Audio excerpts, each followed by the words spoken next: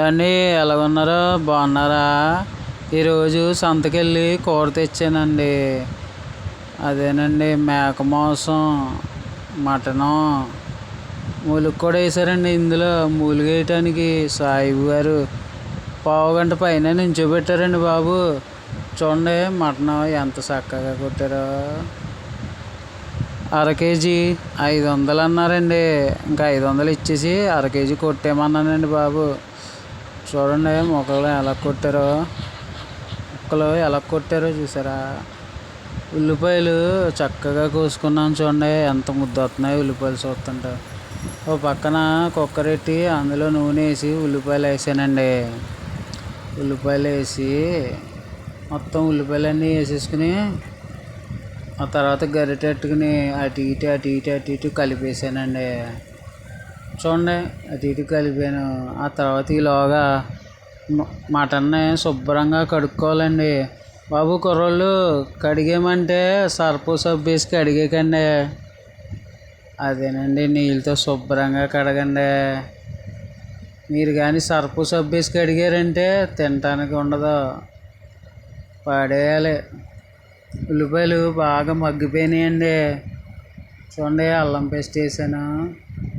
అల్లం పేస్ట్ వేసేసి అటు ఇటు కలిపేస్తున్నానండి. బాగా కలిపేయాలండి, బాగా కలిపేయాలి అడిగి నుంచి.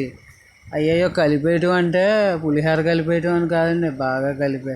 ఉప్పు కారం వేసుకుని పసుపు వేసుకుని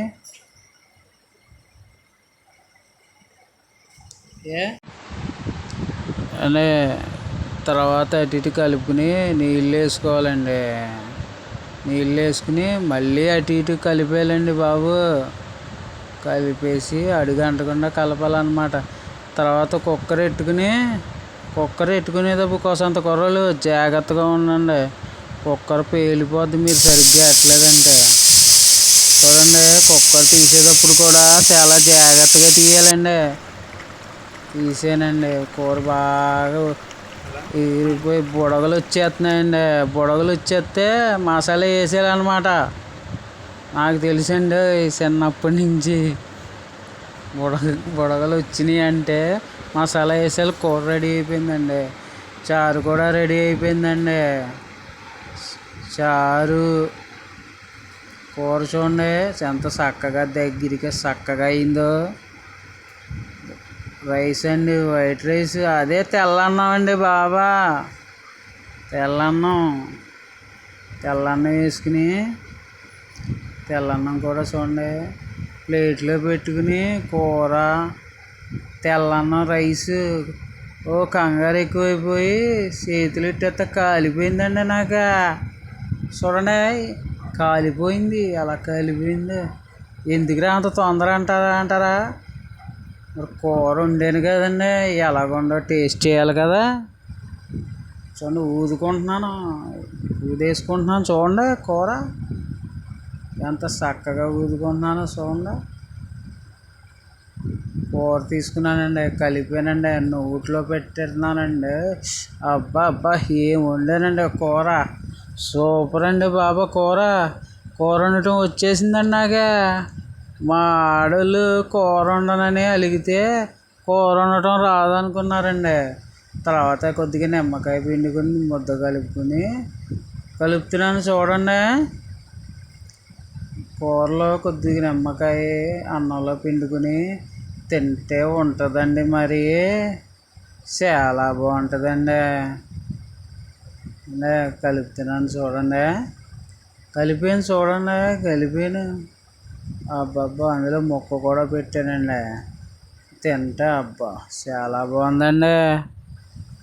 సూపర్గా వచ్చిందండి కూర మన మగోళ్ళకి రాదనుకుంటారు ఆడవాళ్ళు. ఇంతేనండి కూర వండటం.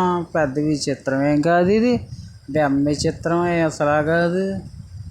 శుభ్రంగా కూర చాలా బాగా కుదిరిందండి. ఈరోజు నాకు చాలా ఆనందంగా ఉందండి.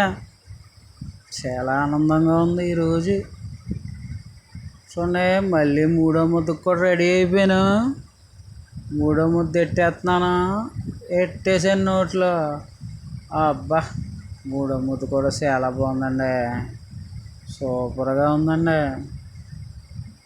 చాలా బాగుంది.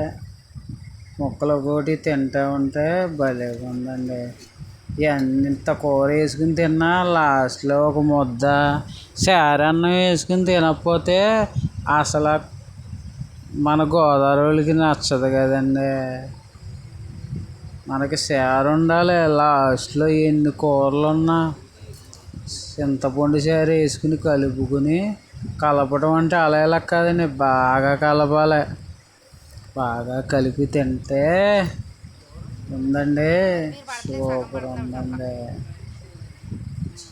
చూడండి, కలపాలి, బాగా కలపాలి. చారు సరిపోలేదండి, కొద్దిగా వేసుకుంటున్నాను. చారు సూపర్గా వేసుకుంటున్నానండి. చాలా బాగుందండి. చారు కూడా చూడటానికి మంచి కలర్ఫుల్గా ఉందండి. చారు చూడండి, ముక్క నంచుకుని అందులో పెట్టుకుని చారు అన్నంలో ఇంకో ముద్ద తింటే ఉందండి. అబ్బాబ్బాబ్బా, చాలా బాగుందండి. చాలా బాగుందండి. చాలా బాగుంది, సూపర్గా ఉందండి. వీడియో ఎలా ఉందో కామెంట్ చేయండి. సబ్స్క్రైబ్